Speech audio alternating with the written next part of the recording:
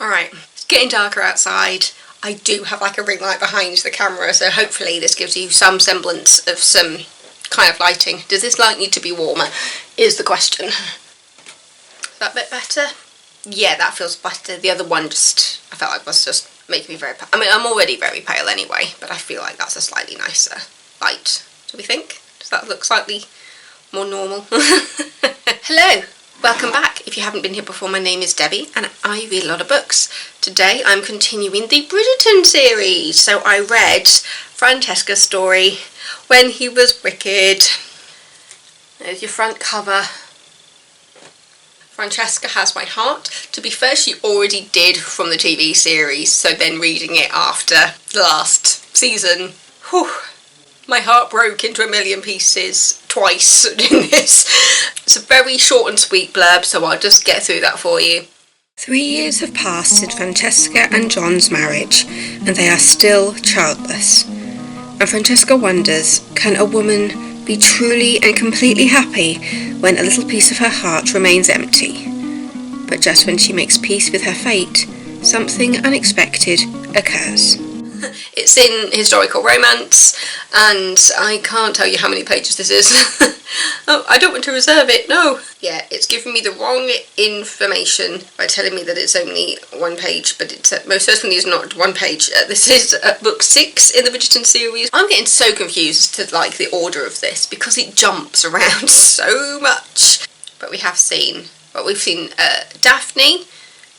We actually, when you think about it, so far, it does feel alphabetical because we have seen Anthony's story, we have seen Benedict's, we've seen Colin's, and we've seen Daphne's, and we've seen Eloise's, and then this is Francesca. So who's left? Gregory. Is it Gregory?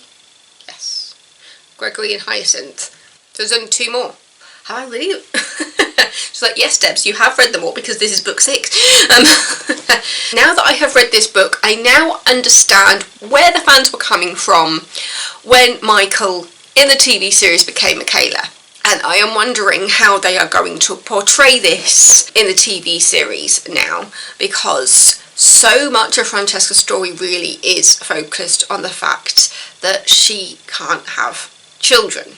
She tries for 3 years with her husband, and then, slight spoiler, but I imagine quite a lot of people know this at this point, her husband passes away and she goes into mourning for a very long time. I think it's after 4 years of mourning. I think she does like a year in the blacks, because in regards to like what she's wearing, because back then it was like you wear black for mourning, and then when you're in half mourning you go more towards some slightly more paler colours, you know, kind of like purples, that kind of thing, so it still feels like in mourning but it's half mourning. At which point she then realises that she does want to move on, she does want us to get married again, and she realises that she does ultimately want to become a mother. And so yeah, I understand why people who identify with Francesca's story will be slightly confused by Bridgerton, the TV series, making Michael Michaela. We have seen through the TV series her meeting John.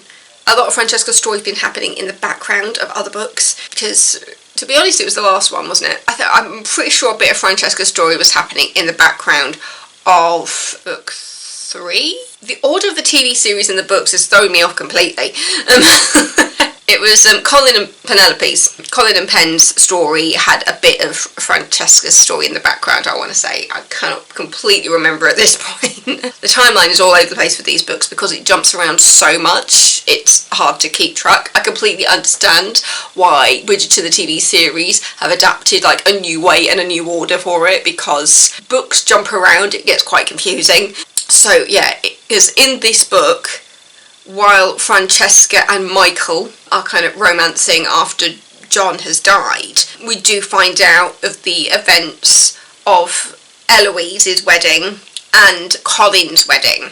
So you've got both of those 2 weddings happening in the background of this one. But yeah, I completely understand now the reaction to, well, I say completely, I partly understand why the Bridgerton fans, and specifically fans of Francesca's story, are a little bit upset, and that's putting it mildly, about turning Michael into Michaela, because Francesca's storyline is so focused on her wanting to become a mother that it does change the story slightly to make Francesca a lesbian. Obviously, women in straight relationships, bi, gay, queer, regardless of their sexual orientation, will have issues with fertility, like Francesca.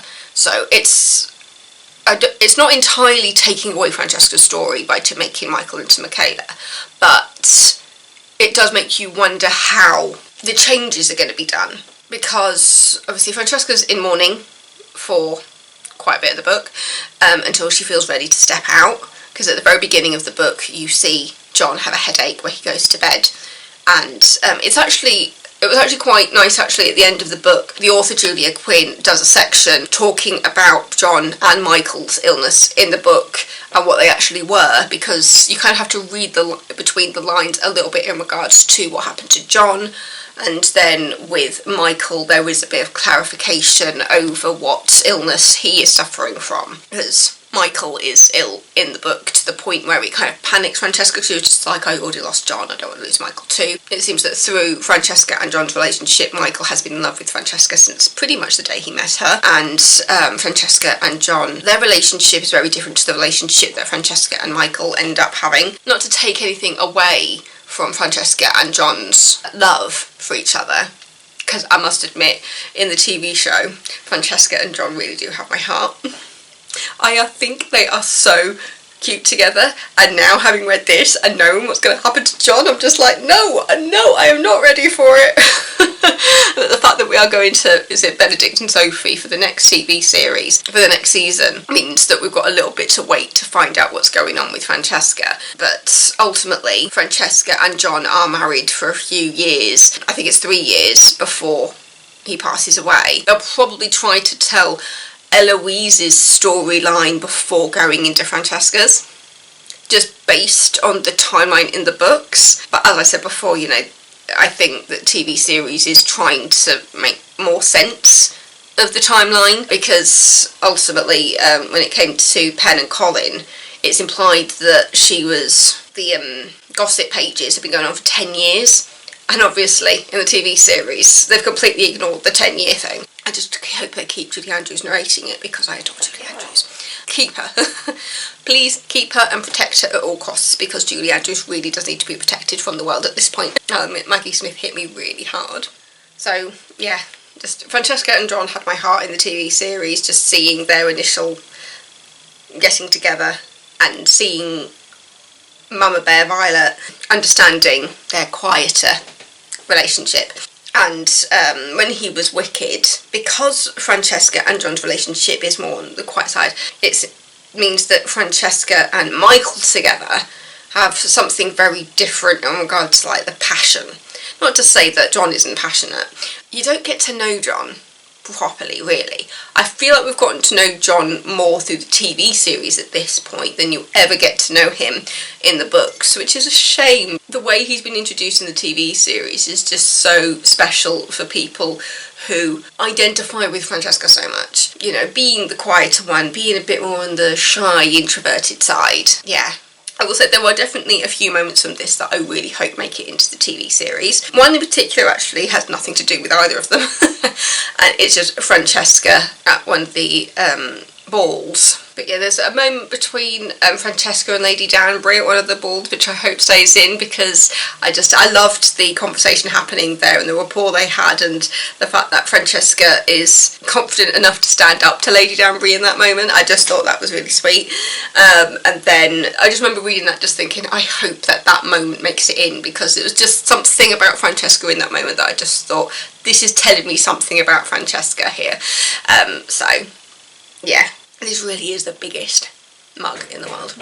But yeah, it's just understanding how they're going to portray that relationship between Francesca and Michaela. But yeah, so it's just seeing the change in Francesca from her relationship with Gon to the very different relationship that she ends up with Michael. And dealing with grief, and yeah, as somebody who actually quite enjoyed Eloise's story because of how it handled grief and depression, just based on my own personal experience with it. I know not everybody enjoyed it. I've seen a few things where people saying that like it's the worst Bridgerton book, and I'm just like, can you please not judge something based on something which can be so personal? Because ultimately how it handled depression and anxiety and grief, I identified with that part of it. So yeah, that's why I have an affinity with that book. But then this book also goes down, it kind of feels slightly similar to Eloise's story, just kind of the other way round, because in Eloise's story you saw Philip going through grief and understanding his depression. In this one it's Francesca's grief for John, and also going through trying to understand how she feels about the fact that she tried for a child with John. I will say, trigger warning for a miscarriage, baby loss in Francesca's storyline. So you can understand why something that personal, that the fans would be really protective of Francesca's story.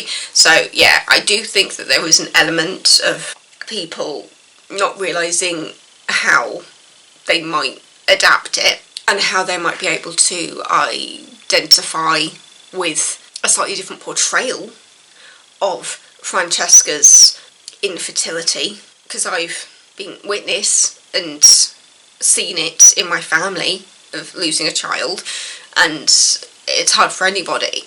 Ultimately, I think Francesca is my new favourite story, just with how much she grows up and understands what she's doing, and when she is left in charge of the estate after her husband passes away, you find out that she's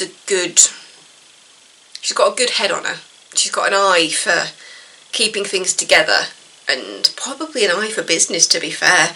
And obviously, because it's Bridgerton, there's a few sexy scenes in there which there was a point where just like, I should not be reading this in public. That point you're just like, oh, somebody knew the words going through my brain right now. Ultimately, I very much enjoyed this book. Really felt for Francesca and what she was going through. There is a moment towards the end of the book when she just kind of breathes out and comes at peace, and that was the point when I'm just thinking, which way is this going to go? Is that peace within her going to allow something to happen, or is it just going to be peace at knowing this is what my life is? I would have been happy with either.